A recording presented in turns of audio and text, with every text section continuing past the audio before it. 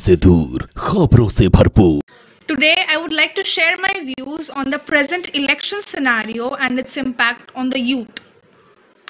During this time that we are having assembly elections for 4 different states and a union territory, we see fake promises and big talks in the air. Various political parties are using various devices to prove themselves trustworthy and credible. From devising acronyms to holding massive rallies to distributing necessities, they are also playing the blame game.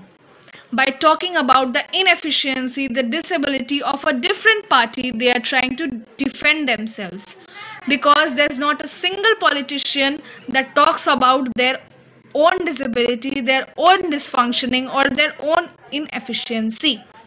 Their sole motto is to win. And as soon as they do so, all the development, all the new ideas, all the efficiency are left forgotten. Here comes the role of the youth. Young people are often marginalized from the topic of politics because it's a common thinking that the field of politics needs to be segregated from the educated masses.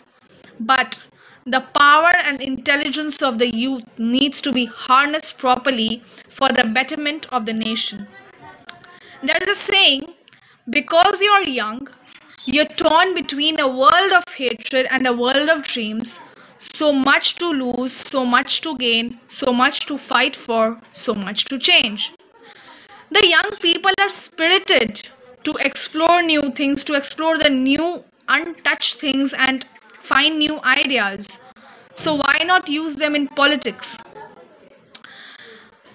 It is not necessary that if they enter into politics, they have to become leaders or govern the nation, but they have to at least give their share. For when the nation lies in the young people,